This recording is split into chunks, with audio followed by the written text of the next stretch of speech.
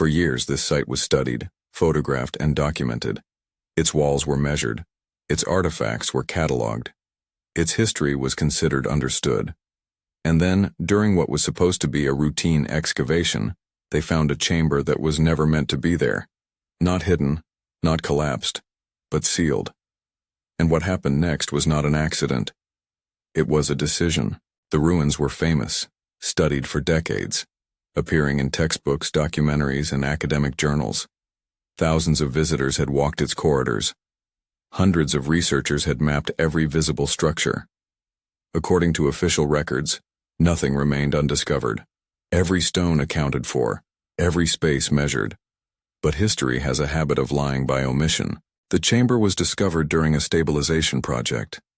There was no search for secrets, no intention to uncover anything new, just reinforcement work meant to preserve what was already known. When ground-penetrating scans revealed an anomaly beneath a documented corridor, it was first dismissed as debris, a void left by erosion. But the geometry was wrong, too deliberate, too symmetrical, too precise to be accidental. Access was gained through a narrow cut behind an existing wall. What lay beyond was not decay, it was preservation. Smooth stone surfaces, unbroken corners, air that hadn't moved in centuries. No inscriptions, no symbols, no carvings, just space.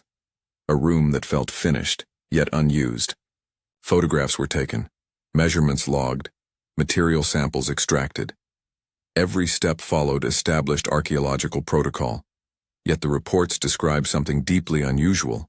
There were no cultural markers, no soot from torches, no signs of habitation, ritual, or storage. This was architecture without context, purpose without explanation. The stone composition did not match the surrounding structures. Different density, different mineral ratios, different construction logic, or rather, no visible construction logic at all.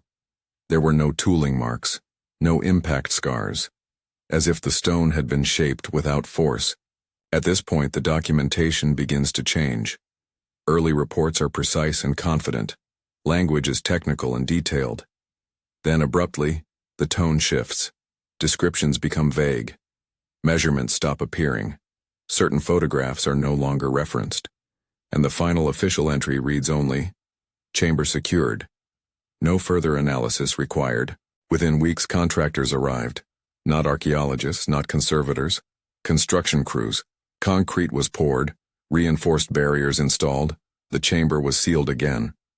This time not with ancient stone, but with modern materials. Permanently.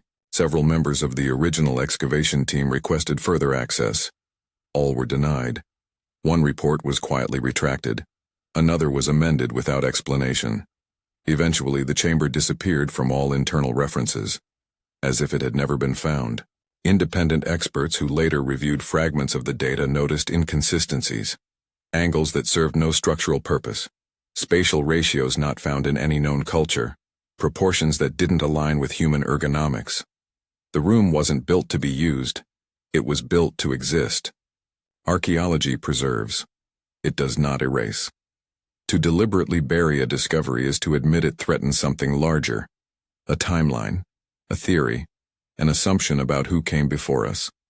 Evidence is only hidden when it cannot be explained away. One image survived. A single photograph taken just before the chamber was sealed. It shows the room empty, completely vacant. And yet, those who've seen it report the same sensation, that the space feels occupied. Not by something visible, but by something implied. No further excavations were permitted. No public statement was ever issued. The site remains open to tourists. They walk its corridors unaware that beneath their feet lies a room that officially does not exist. This was not an isolated incident. Similar sealed chambers appear across the world. Discovered, catalogued, then buried. Always quietly. Always permanently. The real horror isn't what was found inside that chamber. It's the decision that followed. Someone chose to hide it. And everyone else agreed. The ruins are still there. Measured, photographed, studied.